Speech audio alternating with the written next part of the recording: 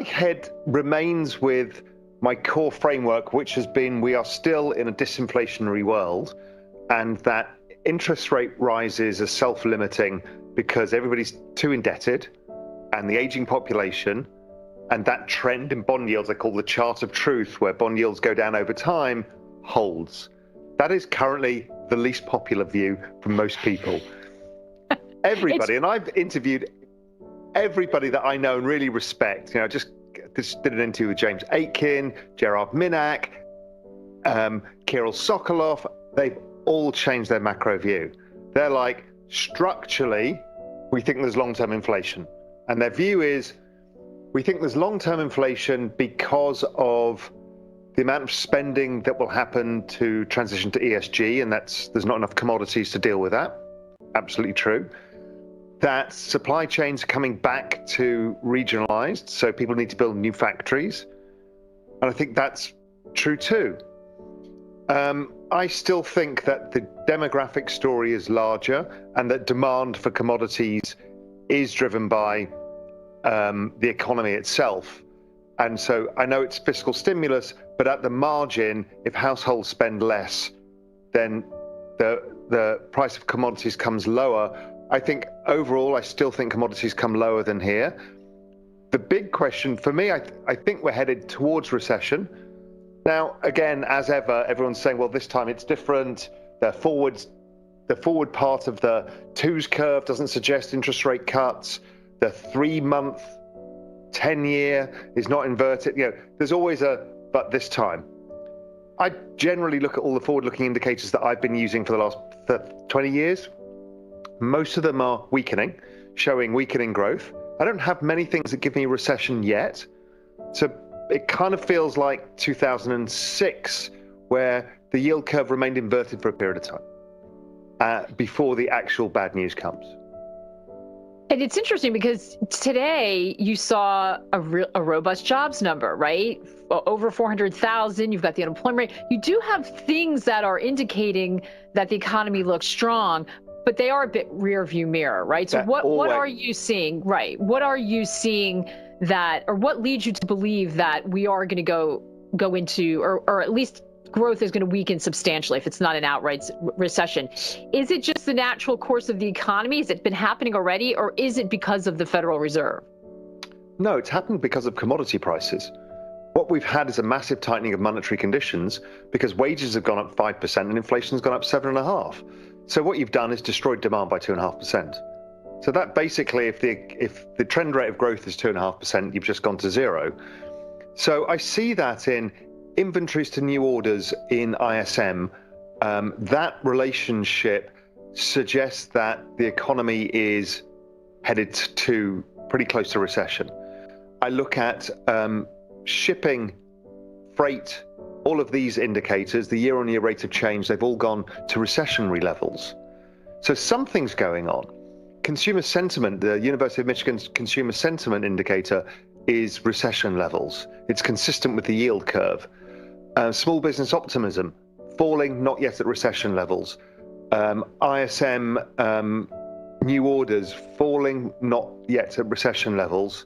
The ECRI year-on-year survey, the Economic Research Cycles Institute, that is, again, pretty low, near zero. So there's a lot of indicators that are like, listen, ISM is likely to get down to between 52 and 50 between June and July, something like that. Usually the Fed stops when that happens. Yeah, well, but everything we hear from the Fed right now, they are very hawkish. I mean, they obviously they're catching up, but 50 basis points, that's even the ones before that sounded dovish. So certainly they're going to try in the beginning, but you don't think they'll get nearly as far along as they'd like to? I don't think so, because I think demand has been destroyed already. And, mortgage rates have gone up a lot. We're seeing housing market cooling down. So all the things you'd expect to see are happening.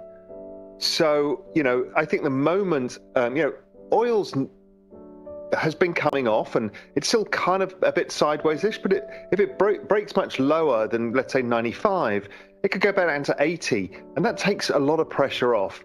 Wheat as well. I did the work on the stocks to use ratio of wheat, excluding China's massive stock of wheat. It's still pretty high. It's as high as it's been in the last 20 years. So as long as we don't have a terrible harvest in wheat, we're not going to run out of food. So I think that the market might have over extrapolated the trend. And I think that if the ISM comes down to somewhere close to 50 by the summer, the Fed might have done another 50 basis points or 75 basis points, but they're going to say, well, let's just watch and wait and see. Now, we saw this playbook in 2016. The Fed were like, yeah, we're going to raise rates 4 times this year. They raised once and then didn't do anything for over a year. So let's wait and see. I think because the yield curve is later in the cycle, unlike 2016, I don't think they come back again and start raising. If they stop, they stop. 73.4, which was the Arab oil embargo, where the US had underinvested in the oil infrastructure. The Arab oil embargo came, oil price went up. What happened then actually was the economy collapsed. Inflation went up, and then inflation came straight back down, and the economy came back down. Now, that's kind of what I think is happening now. It also could be the 1940s and 50s all over again, where you had massive fiscal stimulus, inflation spiked after World War II because there wasn't enough supply, it settled down, and what you got was a period of extended growth. Inflation was okay, and bond yields remained low, and equity returns were really good. Most people are expecting something much more dramatic, which is that inflation stays much higher. I don't know what that means, whether they're talking about 3%, 4%, or, I would suggest that CPI stays between the 2 and 3% kind of, 1 and 3% area. So in that, maybe bond yields trade sideways, but I don't see them breaking out from 3%, which would be a new cycle high that we've not seen before, because that's not happened in 35 years. So we'll wait and see. I mean, it's a big picture change. I mean, the Russian situation is like the Arab oil embargo, so we've seen that before. But then this massive shift to ESG, which is a huge kind of global stimulus, where the ECB needs to retool Europe needs to retool its entire economy. But we've also never had that with the largest amount of aging population of all recorded history and the largest debt load. So who the hell knows? I think we have. I think if you assume that, and again, we don't know this even, let's assume monetary policy basically oscillates around zero globally, well then the only tool left really is fiscal stimulus and using the central bank balance sheet in times of stress to bolster it. So we saw that the Rubicon got crossed with direct transfer payments during COVID. Everybody around the world did it. And now they've used it once and it worked, they'll do it again. So Europe's already saying, you know what, we have to transition away from reliance on other nations and on fossil fuels. So we understand that this is going to create higher prices, and the only way of dealing with it is to give households money to offset it, as opposed to even just cutting taxes. Spain is doing the same for industry, because Spain is very reliant on the oil price. They have variable funding, variable oil prices for their utilities. So the utility prices go up 50%, etc. So they already start subsidizing companies. So I think that becomes the norm. If they're saying they're treating it like a war footing, which is like, for the greater good, we have to do this thing. And if we're going to do this thing, we will help you offset it. What does that mean?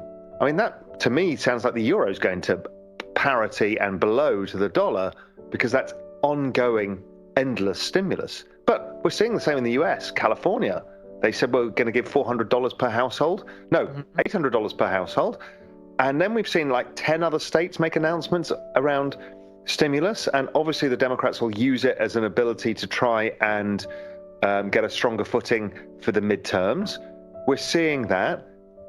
So, yeah, I mean, it's there and it's happening and it's real and it's going to last a long time. And ongoing, once the economy slows down, they'll do more stimulus. And this is this whole kind of debasement of currency that goes on, and then the endless handouts, the endless debt. Where does it get to?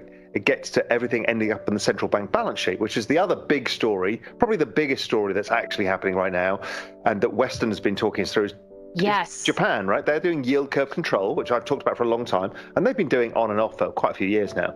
But they're in the teeth of it now because everyone's trying to sell bonds because there's inflation in Japan, and the BOJ, who already owns 60% of the entire bond market or whatever it is, are buying. And what it does is lowers their currency. That trade-off is always there. And so the Japanese, which is the largest savings pool on earth, it then goes to the US bond market and stops bond yields going up in the US, or it goes into US stocks. There's this whole world that's going on, and it's all around this issue of too much debt, interest rates can't rise enough, you still need to stimulate, too many old people in the workforce. It's a really big macro picture. It is, but and then shocks on top of it, though, now to sort of sift through. So then you don't know what the underlying trend is, right? So you get this massive 2-month recession, massive rebound. So we don't know what the trend of any of this is. We don't know what the actual trend of inflation is. What is structural? What is just driven by the parts of this supply chain disruption? How much is the relocating of supply chains back to the US, back to Europe, actually affecting prices? And the answer is, and it has to be, we don't know. So anybody to say definitely everything has changed, or me saying definitely it's sticking with my framework, they're lying. We don't know. Yeah.